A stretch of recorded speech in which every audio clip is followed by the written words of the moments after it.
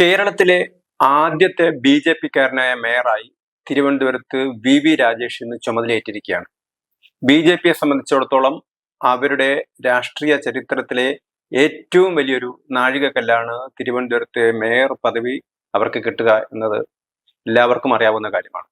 നമുക്കറിയാം, കഴിഞ്ഞ 2-3 തെരഞ്ഞെടുപ്പുകളിൽ ആദ്യം 6, പിന്നീട് 35, വീണ്ടും 35, ഇപ്പോൾ 50 കൗൺസിലർമാരുമായിട്ടാണ് ബി.ജെ.പി അധികാരത്തിലേറുന്നത്.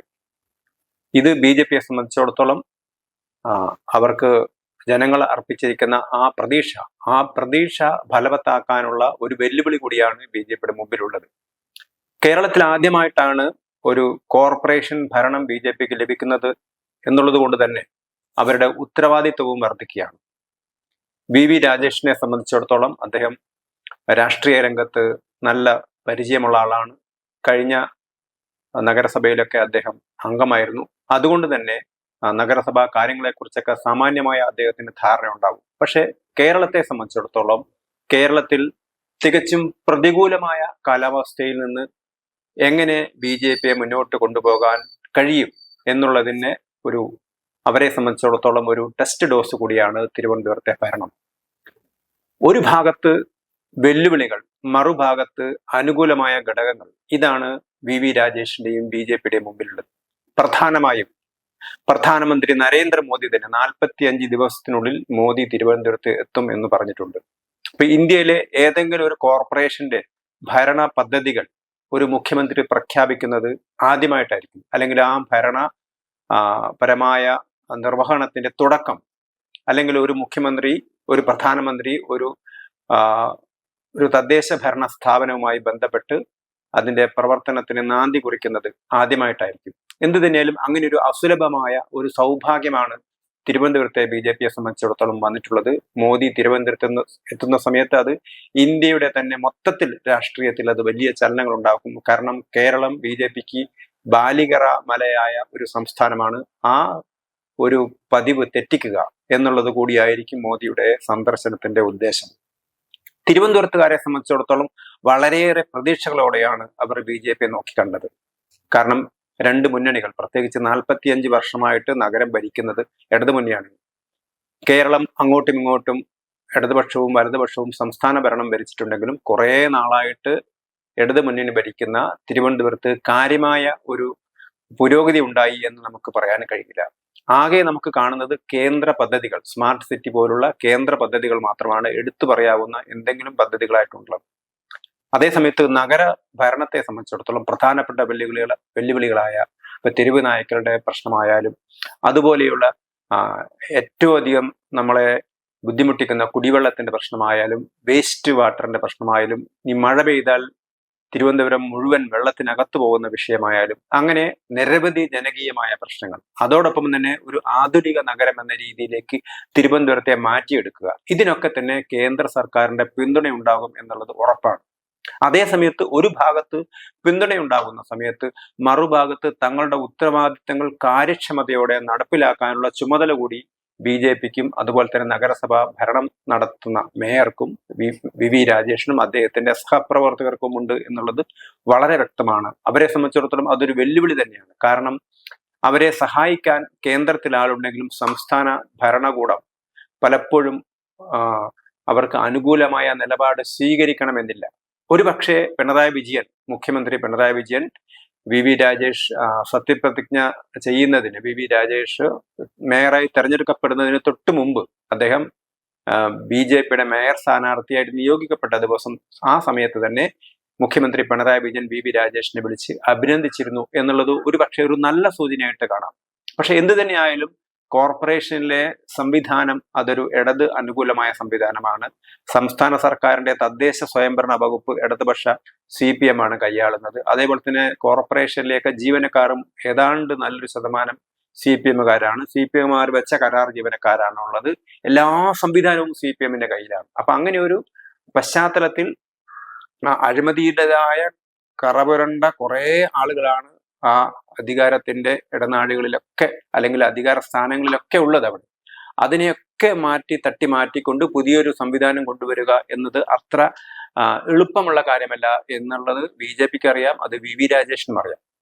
മറുഭാഗത്ത് BJPയെ സംബന്ധിച്ചിടത്തോളം പ്രധാനമന്ത്രിയുടെ വരവ് തന്നെ അവരെ സംബന്ധിച്ചിടത്തോളം വളരെ ആകർഷണീയമാണ്. പ്രത്യേകിച്ച് BJP തിരുവനന്തപുരത്തിന് നൽകുന്ന ഒരു പ്രാധാന്യം, കാരണം അത് നമുക്ക് വേണമെങ്കിൽ 1987 ഗുജറാത്തിൽ BJP തലസ്ഥാനമായ അഹമ്മദാബാദിലെ ഗാന്ധിനഗറാണ് തലസ്ഥാനമെങ്കിലും ഗുജറാത്തിലെ ഏറ്റവും തലസ്ഥാന പട്ടണം എന്ന് പറയാവുന്ന അഹമ്മദാബാദ് മുനിസിപ്പൽ കോർപ്പറേഷൻ ഭരണം 1987 പിടിച്ചെടുക്കുകയാണ്. അതിനുശേഷമാണ് BJPയുടെ ആ ഒരു ജൈത്രയാത്ര നമുക്ക് ഗുജറാത്തിൽ കാണാൻ കഴിയുന്നത്.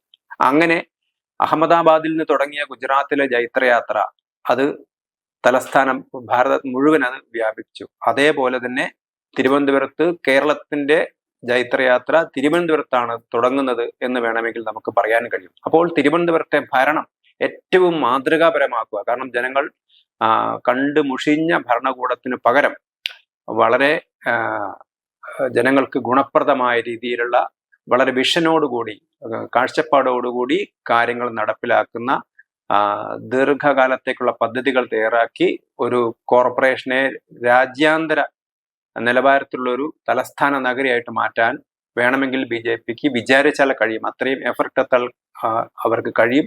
അതിനവർക്ക് ചെയ്യാൻ കഴിയുമോ എന്നുള്ളതാണ് ഒരു പ്രധാനപ്പെട്ട പ്രശ്നം. VV രാജേഷിനെ സംബന്ധിച്ചിടത്തോളം വളരെ മികച്ച ഒരു തീരുമാനമാണ് VV രാജേഷിനെ മേയറാക്കാൻ തിരഞ്ഞെടുത്തത്. കാരണം BJPയുടെ സാധാരണ പ്രവർത്തകനായിട്ട് വിദ്യാർത്ഥി സംഘടനാ പ്രവർത്തനം മുതൽ അതുപോലെ തന്നെയുള്ള പൊതുപ്രവർത്തനത്തിലൊക്കെ സാധാരണ താഴേക്കിടയിൽ നിന്ന് ഉയർന്നു വന്ന ഒരു നേതാവാണ് അദ്ദേഹം.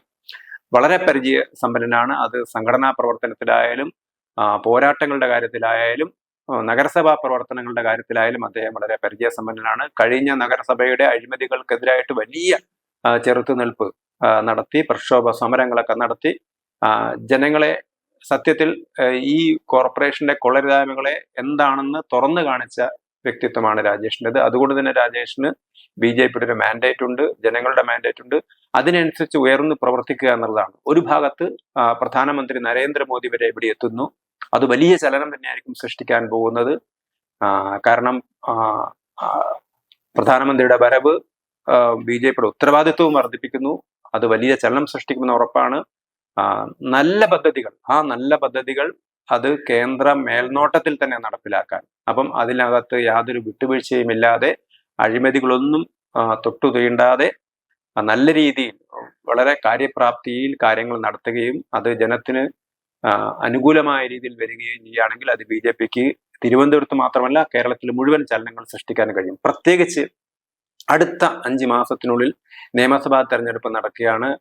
തിരുവനന്തപുരത്തെ ഒരു നല്ല തുടക്കം BJPക്ക് ഒരു മേൽക്കൈ സൃഷ്ടിക്കും എന്നുള്ളത് വളരെ ഉറപ്പാണ്. അതുകൊണ്ട് കുറച്ച് ദിവസങ്ങൾക്കുള്ളിൽ തന്നെ നല്ല രീതിയിലുള്ള പരിപാടികൾ പ്രഖ്യാപിച്ച് അതുമായി മുന്നോട്ട് പോകുക എന്നുള്ളതാണ് രാജേഷിനെ സംബന്ധിച്ചിടത്തോളം അദ്ദേഹത്തിന് മുമ്പിലുള്ള വെല്ലുവിളി. അദ്ദേഹത്തിന്റെ ഡെപ്യൂട്ടി മേയറായിട്ടുള്ള ആശാനാഥും വളരെ ഊർജ്ജസ്വലയായ ഒരു യുവ നേതാവാണ്. BJPയുടെ സമരമുഖങ്ങളിലൊക്കെ തന്നെ വളരെ ശക്തമായിട്ട് രംഗത്തുണ്ടായിരുന്ന നേതാവാണ്.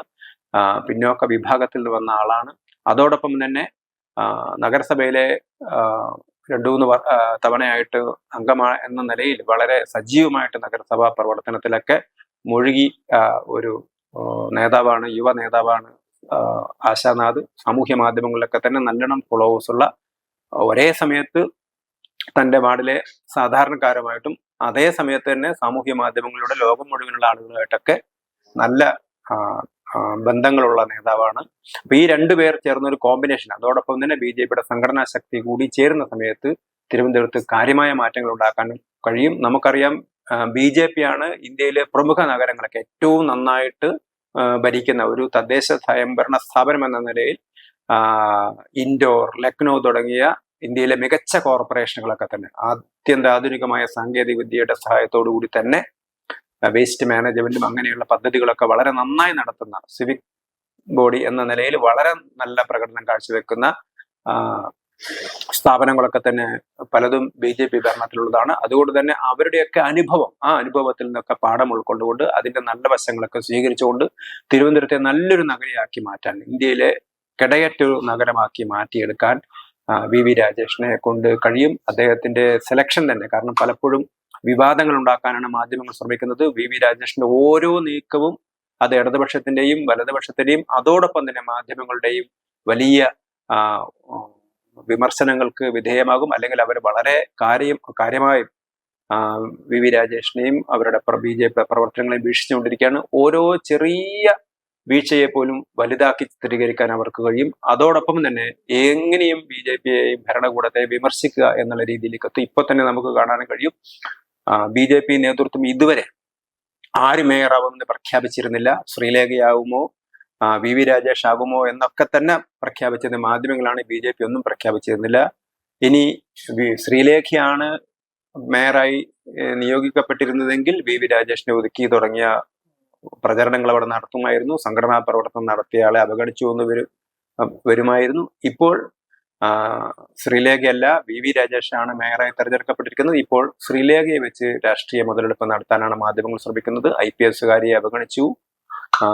എന്തുകൊണ്ടും ശ്രീലേഖ യോഗ്യരെന്ന് പറഞ്ഞു. ശ്രീലേഖ തന്നെ പട്ടിയെ പിടിക്കാൻ ശ്രീലേഖയ്ക്ക് അറിയുമോ എന്ന് ചോദിച്ച ആളുകളൊക്കെ ഉണ്ട്. അപ്പം ശ്രീലേഖ ഇതിനൊന്നും കൊള്ളില്ല എന്ന് തുടക്കം മുതൽ പറഞ്ഞു വരുന്നിരുന്ന ആളുകൾ തന്നെ ഇപ്പോൾ ശ്രീലേഖയല്ല, വി രാജേഷാണ് മേയറായി നിയോഗിക്കപ്പെട്ടത് എന്നറിയുന്ന സമയത്ത് പ്രചരണങ്ങളുമായി വന്നിരിക്കുകയാണ്. ഇതൊക്കെ മാധ്യമങ്ങൾ തന്നെ ഉണ്ടാക്കുന്നതാണ്. ഇപ്പൊ തന്നെ കഴിഞ്ഞ ദിവസം ചില ചാനലുകളിലൊക്കെ തന്നെ വന്നു, BJPയുടെ ഒരു വിഭാഗം നേതൃത്വം ഡൽഹിയിൽ പോയി സ്വാധീനിച്ചാണ് രാജേഷിനെ മേയറാക്കിയെന്ന് പറഞ്ഞു. അപ്പൊ ഇങ്ങനെയുള്ള മാധ്യമ വിചാരണ, കാരണം വളരെ പോസിറ്റീവ് അല്ല കേരളത്തിലെ മാധ്യമങ്ങൾ ഒരിക്കലും.